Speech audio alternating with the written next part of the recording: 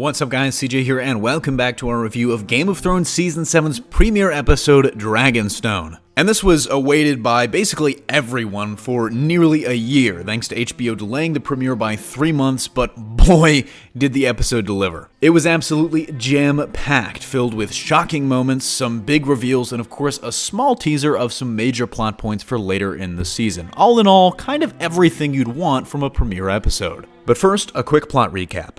Essentially, we touch on all of our main players here. In the north, Bran and Meera have made it to Castle Black and are still trying to reach Jon. Slightly farther south in Winterfell, Jon is handling his day-to-day duties as king in the north, but there's a hint of some friction between him and Sansa over point of view. Jon's eyes are focused solely on the war to come with the Night's King, while Sansa is staring straight at their enemies in the south and King's Landing. Meanwhile, the Hound is still traveling with Beric Dondarrion and the Red Priest Thoros of Myr, and has an aha moment seeing a vision in the flames, while Arya has the scene of the fucking episode, killing all of the rest of the Freys by disguising herself as Walder and then having them drink poisoned wine. In King's Landing, another rift is forming between Jaime and Cersei, while Euron Greyjoy comes to offer his fleet and, at least for the moment, is shut down. But we spend a lot of the episode at the Citadel in Old Town, where Sam has found that life as a maester in training is nowhere near what he thought it would be, and he's literally just cleaning shit.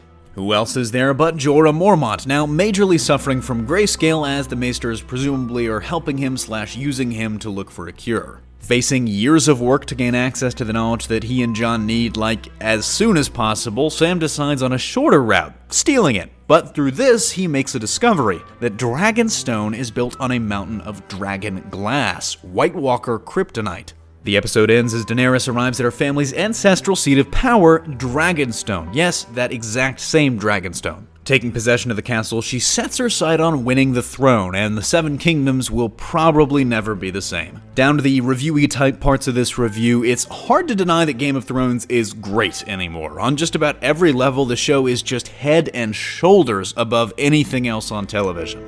Technically, in general, the camera work, lighting, and production design is always stellar, and this episode is no different. But even in an episode that doesn't have the massive battles of episodes like Battle of the Blackwater or Battle of the Bastards, or major reveals like the Winds of Winter, writing-wise, it's still just incredibly solid from episode to episode. From character interactions to little things written into scenes, you get the sense that as we're in crunch time now, with literally only 12 episodes remaining in the entire series, everything is important. Every little thing is there for a reason. Except maybe that Ed Sheeran cameo. That was a little off the wall.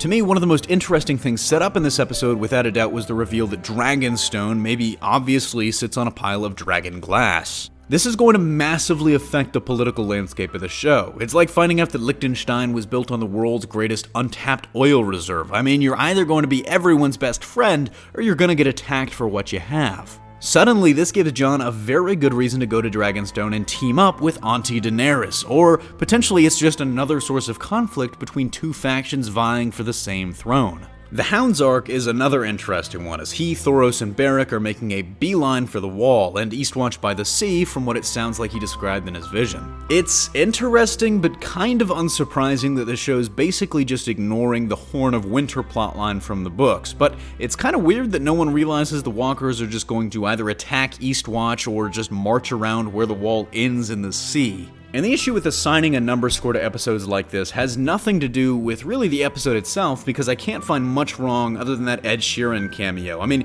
it was kind of harmless, they got him to sing a little bit, but it did feel a little bit shoehorned in there, a little bit obvious, it kind of took you out of the episode. But the issue isn't anything with the episode itself, the issue is really in the show's track record, and for me, episodes like Battle of the Blackwater, Battle of the Bastards, Winds of Winter, Hardhome, those are all 10s out of 10.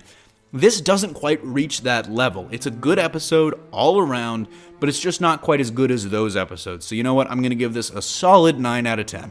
You can come at me in the comment section down below if you disagree, but let me know what you guys thought of the first episode and what you want to see in the next one. That's going to do it for me here, though. Thanks for watching. Don't forget to smash that like if you like what you saw, subscribe for more great content every single day, and consider turning on your notifications to be alerted every time we upload a new video. Signing off, this is CJ, and I'll see you next time.